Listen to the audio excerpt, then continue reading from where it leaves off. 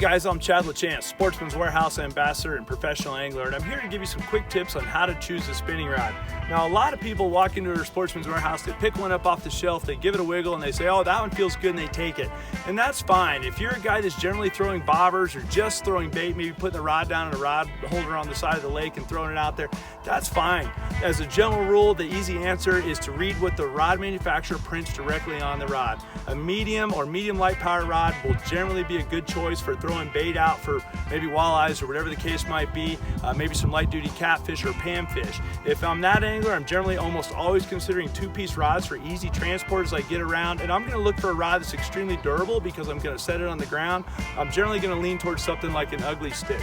Now, if you're a more technologically advanced angler, maybe a hardcore bass guy or a hardcore walleye guy or anything like that, then you're probably picking your rods to match your lures, or at least that's how I would advocate that you do it. It starts with what lures you're going to throw, and then you can determine what rod to purchase best for that application. And generally, that's going to be the weight of those lures. Now, any good manufacturer, this happens to be an Abu Garcia, but any good manufacturer will print directly on the blank what weight of lures they're designed to throw, and that's known as the rod's power. So if I'm throwing a 1/4 ounce lure, this rod's perfect because it's designed to throw an 1/8 to a 1/2 ounce lure. It happens to be a medium power. As a general rule, all my bass, walleyes, and trophy trout rods are somewhere between medium light and medium heavy power. If you're a panfish guy or a hardcore just trout guy, where you're throwing a lot of small baits, maybe you're going to be in the ultralight or light power a little bit more. The next thing you need to consider is the length of the rod. As a general rule, longer rods are less accurate, but they throw farther and they give you more line control. Shorter rods are more accurate and they're a little bit more controllable, but they don't give you as much casting distance or responsiveness.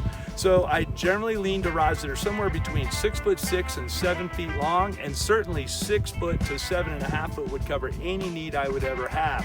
Most of my spinning rods are somewhere between 6'6" and 6'9" inches long, and they're medium or medium light powered rods. That's going to cover most of your bases, but again, it goes to the weight of the lure that you're throwing. The last thing I want to consider is the speed of the blank, also known as the action of the blank. Fast and extra fast rated rods are more accurate, and they're certainly a bunch more sensitive. They make good jig rods or anything you have to have real good control of. Conversely, a more moderate speeded rod is going to be better for lobbing baits more gently. Maybe you're throwing something that's a soft lure, a real small flicker shad, or something that's a little bit harder to throw, at which point you want a more moderate speed in the blank of the rod that you're throwing. But still, first, the length and the power are the most important things. So after that, whether you have a split grip, there's a great balance in your design, but that's all going to come down to personal preference, and make sure that it fits well with the reel you intend to use. Put one on there, give it a grip, and see if you like the feel in your hand. If you'll consider length, power, and action when you choose your next rod, you'll end up for the spinning rod that best matches your application.